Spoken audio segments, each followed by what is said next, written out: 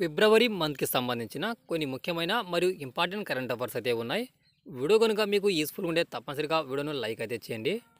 మార్చి 2025లో bricks youth entrepreneurship సమావేశాన్ని ఏ దేశం నిర్వహించింది?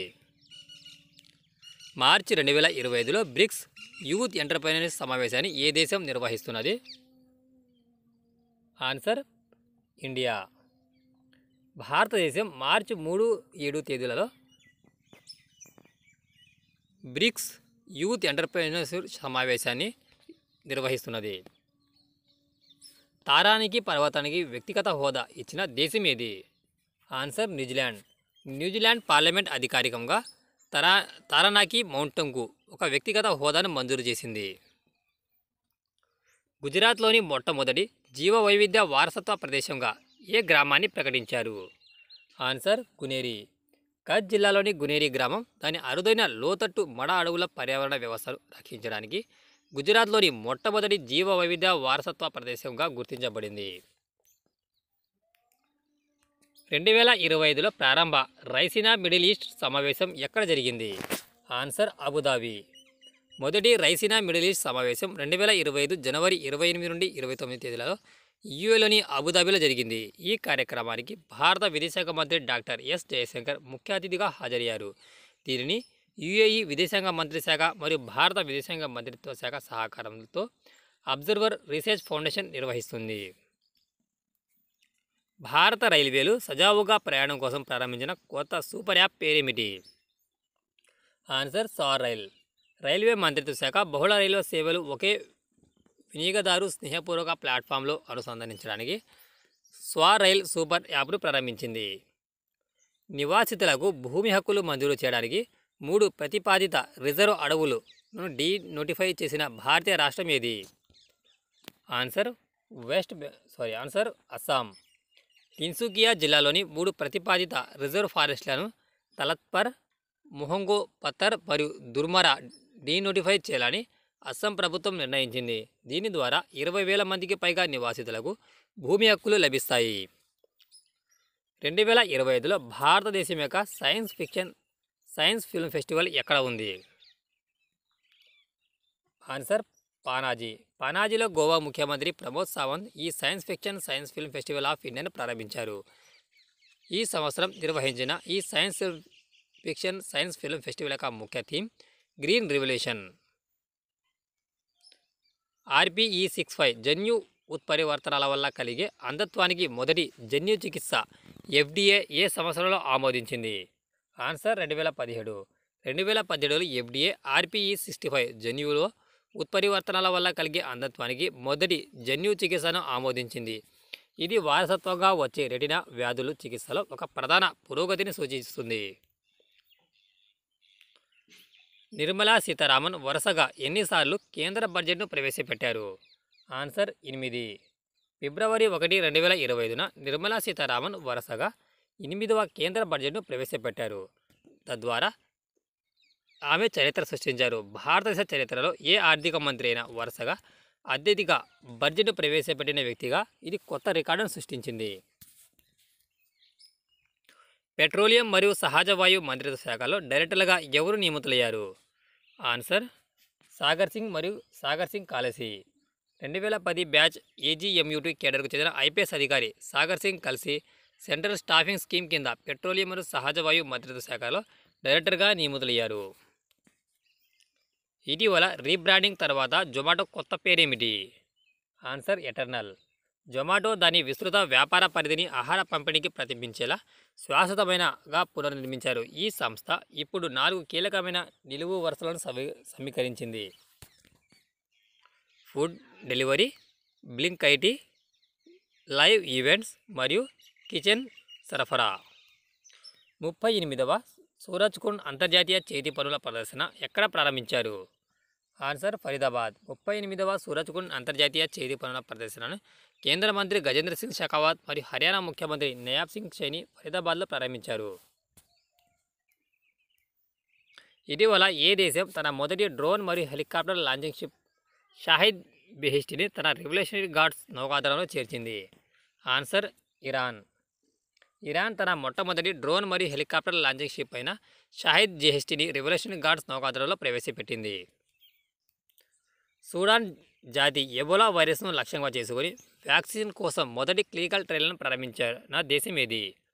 Answer Uganda. ఉగాండా ప్రపంచ ఆరోగ్య సంస్థ WHO మరియు ప్రపంచ భాగస్వాముల సహకారంతో సూడాన్ జాతి ఎబోలా వైరస్ను లక్ష్యంగా చేసుకుని వ్యాక్సిన్ కోసం మొట్టమొదటి క్లినికల్ ట్రయల్ను ప్రారంభించింది. కౌమార బాలికల సంక్షేమం కోసం నిర్భయ కది, హే గల్ఫా జియా మరియు వీరంగన యోజన వంటి కార్యక్రమాలను ప్రారంభించిన రాష్ట్రం ఏది? ఆన్సర్ ఒడిశా. కౌమార బాలికల సంక్షేమానికి మద్దతుగా ఒడిశా బేటీ బచావో బేటీ పడావో పథకం కింద కీలక కార్యక్రమాలను ప్రవేశపెట్టింది. నిర్భయ గది, హే గల్ఫా జియా మరియు వీరంగన యోజన వంటి కార్యక్రమాలు బాల్య వివాహాలను నివారించడం, లింగ ఆధారిత వివక్షను పరిష్కరించడం మరియు యువతులలో ఆత్మవిశ్వాసాన్ని పెంపొందించడంపై దృష్టి సారించాయి. ఈ పథకాలు ఆత్మరక్షణ, శిక్షణ మరియు చట్టపరమైన హక్కుల అవగాహనను కూడా అందిస్తాయి. 10వ అరుణాచల్ ఫిల్మ్ ఫెస్టివల్ ఎక్కడ ప్రారంభమైంది? ఆన్సర్ ఈటానగర్. ఈటానగర్లోని TNZ సినిమాలో 10వ అరుణాచల్ ఫిల్మ్ ఫెస్టివల్ను మంత్రి పీడీ సోనా ప్రారంభించారు. ఈ 3 రోజుల ఉత్సవం అరుణాచల్ ప్రభుత్వం 2024-25 సంవత్సరానికి యువత సంవత్సరం చొరవలో భాగం. బిమ్స్టెక్ యూత్ సమ్మిట్ 2025 ఏ నగరంలో జరుగుతుంది? ఆన్సర్ గాంధీనగర్. బిమ్స్టెక్ యువజన సదస్సు 2025 ఫిబ్రవరి 7 నుండి 11 వరకు గుజరాత్లోని గాంధీనగర్లో జరుగుతుంది. ఈ కార్యక్రమం బిమ్స్టెక్ దేశాల యువతలో స్థిరమైన అభివృద్ధి మరియు యువత నేతృత్వంలోని చొరవలపై సంభాషణ పెంపొందించడం ద్వారా సహకారాన్ని పెంపొందించడం లక్ష్యంగా పెట్టుకుంది. కొడవ సమాజం ప్రధానంగా ఏ రాష్ట్రంలో ఉంది? ఆన్సర్ కర్ణాటక. కొడవ సమాజం కర్ణాటకలోని కొడుగు ప్రాంతానికి చెందిన ఒక అంతర్నిర్వాహ ద్రావిడ జాతి భాషా సమూహం. వారికి ప్రత్యేకమైన సాంస్కృతిక గుర్తింపు ఉంది మరియు భారతదేశంలో లైసెన్స్ లేకుండా తుపాకులను తీసుకువెళ్ళడానికి వీరికి అనుమతించబడిన ఏకైక సమాజం ఇదే. కొడవలు తమ వారసత్వాన్ని కాపాడుకోవడానికి రాజ్యాంగం గుర్తింపు మరియు భూమి రక్షణను కోరుతున్నారు. జల్ జీవన్ మిషన్ ఏ సంవత్సరం వరకు పొడిగించబడింది? ఆన్సర్ 2028. 2025 ICC అండర్-19 మహిళల T20 ప్రపంచ కప్ను ఏ దేశం గెలుచుకుంది? Answer India. మలేషియాలో జరిగిన ఫైనల్లో దక్షిణాఫ్రికాను ఓడించి 2025 ICC అండర్-19 మహిళల T20 ప్రపంచ కప్లో భారత్ ఛాంపియన్గా నిలిచింది. 2025లో ప్రపంచంలోని అతిపెద్ద ఝుమూర్ ఉత్సవాన్ని ఏ రాష్ట్రం నిర్వహించింది? Answer Assam. Advantage Assam 2.0 investment సమ్మిట్కు ముందు మాటగా ఫిబ్రవరి 24, 2025న ప్రపంచంలోని అతిపెద్ద ఝుమూర్ నృత్య ఉత్సవాన్ని అస్సాం నిర్వహించింది. సైక్లోన్ 2025 ఉమ్మడి సైనిక విన్యాసంలో భారతదేశంతో కలిసి ఏ దేశం పాల్గొంటుంది? Answer Egypt. భారతదేశం మరియు ఈజిప్ట్ మధ్య ఉమ్మడి సైనిక భయం సైక్లోన్ 2025 రాజస్థాన్లోని మహాజన్ ఫీల్డ్ ఫైరింగ్ రేంజ్లో ప్రారంభమైంది. గ్లోబల్ LED గ్రీన్ బిల్డింగ్స్ 2024 ర్యాంకింగ్స్లో భారతదేశం ఎంత స్థానంలో ఉంది? ఆన్సర్ 3వ స్థానం. America green building council USGBC global LED green buildings 2024 ర్యాంకింగ్లో భారతదేశం 3వ స్థానాన్ని దక్కించుకుంది. 38వ జాతీయ క్రీడల్లో మహిళల 75 కిలోల బాక్సింగ్ విభాగంలో బంగారు పథకాన్ని గెలుచుకున్నది ఎవరు? ఆన్సర్ లవ్లినా బోర్గైన్. 38వ జాతీయ క్రీడల్లో మహిళల 75 కిలోల బాక్సింగ్ విభాగంలో లవ్లినా బోర్గైన్ బంగారు పథకాన్ని గెలుచుకుంది. ఈ ఈవెంట్లో పురుషుల 63.5 కిలోల విభాగంలో శివ థాపా రజత పథకాన్ని సాధించగా అంకుషిత బోరో 66 కిలోల వెయిట్ ఈవెంట్ను గెలుచుకుని చరిత్ర సృష్టించింది. 2025లో ప్రపంచంలోని అత్యంత శక్తివంతమైన సాఫ్ట్ పాస్పోర్ట్గా ఏ దేశం నిలిచింది? Answer Singapore. 2025లో ప్రపంచంలోని అత్యంత శక్తివంతమైన పాస్పోర్ట్గా సింగపూర్ నిలిచింది. దీని ద్వారా 193 దేశాలకు వీసా లేకుండా లేదా వీసా అన్ అరైవల్ యాక్సెస్ లభిస్తుంది. హింసను అణిచివేయడానికి ఆపరేషన్ డేవిల్ హంట్ ఏ దేశంలో ప్రారంభించబడింది? ఆన్సర్ బంగ్లాదేశ్. రాజకీయ ప్రతిష్టాంభనను అంతం చేయడానికి 2022 తర్వాత ఏ దేశం ఇటీవల తన మొదటి సభ్య ప్రభుత్వాన్ని ఏర్పాటు చేసింది? Answer Lebanon. 2022 తర్వాత లెబనాన్ తన తొలి ప్రభుత్వాన్ని విజయవంతంగా ఏర్పాటు చేసింది. ఈ సుదీర్ఘ రాజకీయ ప్రతిష్టాంభనకు ముగింపు పలికింది. నవాబ్ సలాం ప్రధానమంత్రిగా నియమితులయ్యారు మరియు అధ్యక్షుడు జోసెఫ్ జౌన్ తాత్కాలిక ప్రభుత్వ రాజీనామాను ఆమోదించారు. వాణిజ్య సంబంధాలను బలోపేతం చేయడానికి ఈఎఫ్టీఏ డెస్క్ను ప్రారంభించనున్న దేశం ఏది? ఆన్సర్ భారతదేశం. యూరోపియన్ ఫ్రీ ట్రేడ్ అసోసియేషన్తో ఆర్థిక సంబంధాలు పెంపొందించడానికి భారతదేశం న్యూఢిల్లీలో ఈఎఫ్టీఏ డెస్క్ను ప్రారంభించింది. ఈ చొరవ భారతదేశం ఈఎఫ్టీఏ వాణిజ్య మరియు ఆర్థిక భాగస్వామ్య ఒప్పందాలు సమానంగా ఉంటుంది. భారతదేశపు మొట్టమొదటి ఆటోమేటెడ్ బయోమెడికల్ వ్యర్థాల శుద్ధి రిక్ సుజనం ఏ నగరంలో ప్రారంభించబడింది?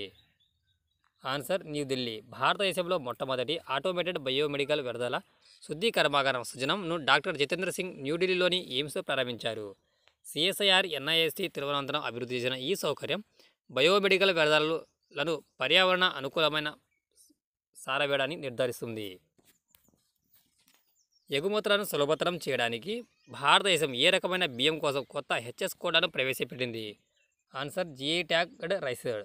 జిఐ గుర్తింపు పొందిన బియ్యం రకాలైన రెడ్ రైస్, బ్లాక్ రైస్ మరియు కలానమాక్ రైస్ ఎగుమతిని సులభతరం చేయడానికి భారతదేశం కొత్త హార్మోనైజ్డ్ సిస్టమ్ కోడ్లను ప్రవేశపెట్టింది. ఈ కోడ్లు ప్రీమియం జిఐ ట్యాగ్ చేయబడిన బియ్యాన్ని సాధారణ నాన్ బాస్మతి బియ్యం నుండి వేరు చేయడానికి సహాయపడతాయి. మెరుగైన మార్కెట్ స్థానం మరియు ఎగుమతి పరిమితుల నుండి రక్షణను నిర్ధారిస్తాయి. ఇది ఫ్రెండ్స్ ఫిబ్రవరి మంత్కి సంబంధించిన కొన్ని టాప్ 30 ఇంపార్టెంట్ కరెంట్ అఫైర్స్ని పార్ట్ 1 వీడియో రూపంలో ఎక్స్ప్లెయిన్ చేసుకోవడం జరిగింది. మిగతా బిట్స్ మరొక వీడియోలో మనం ఎక్స్ప్లెయిన్ చేసుకుందాం. వీడియో కనుక మీకు నచ్చితే తప్పనిసరిగా లైక్ అయితే చేయండి. Thanks for watching టెక్జా.